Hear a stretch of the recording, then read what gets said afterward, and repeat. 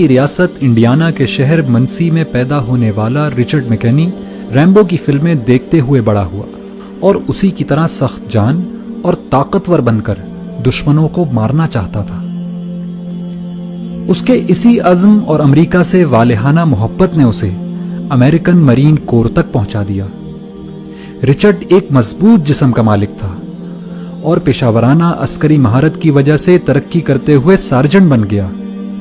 اس نے امریکی فوج کی طرف سے کئی جنگوں میں شرکت کی۔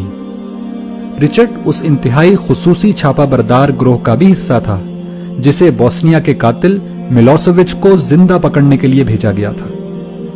تمام بڑی بڑی جنگوں میں شرکت کرنے کی وجہ سے اس میں سخت دلی اور بالخصوص مسلمانوں سے شدید نفرت پیدا ہو چکی تھی۔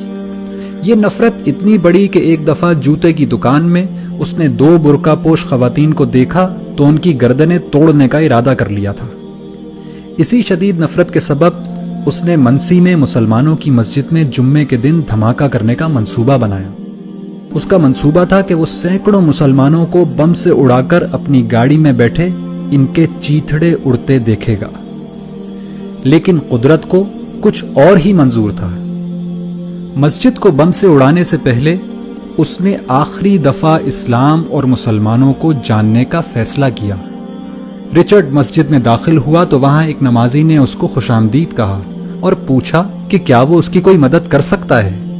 رچرڈ نے اس شخص سے اسلام کو جاننے کی خواہش ظاہر کی، چنانچہ اس نمازی نے اس کو قرآن مجید دے دیا اور کہا کہ آپ اس کو پڑھیے اور پڑھنے کے بعد جو سوالات آپ کے ذہن میں پیدا ہوں وہ ہم سے پوچھ لیجئے گا۔ چنانچہ رچرڈ قرآن پڑھتا گیا اور مسجد جا جا کر سوال کرتا رہا، یہاں تک کہ 2 مہینے بعد دنیا نے قرآن کا یہ معجزہ بھی دیکھا کہ وہی شخص جو کل مسجد کو بم سے اڑانے کی تیاری کر رہا تھا آج وہیں کلمہ شہادت پڑھ رہا ہے۔ رچرڈ اس مسجد کی انتظامی کمیٹی کا 3 سال تک صدر رہا اور آج مایوسی اور نفرت کے شکار لوگوں کی کاؤنسلنگ کرتے ہوئے امریکہ میں اسلام کی دعوت لوگوں تک پہنچاتا ہے۔ ایک انٹرویو میں رچرڈ نے بتایا کہ قرآن کی اس ایک آیت نے اس کی زندگی تبدیل کر دی کہ جس شخص نے کسی ایک شخص کی جان بچائی اس نے گویا پوری انسانیت کو بچا لیا۔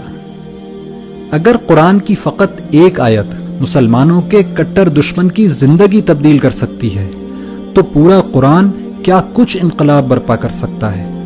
لیکن پھر بھی ہماری زندگیاں کیوں تبدیل نہیں ہو رہی؟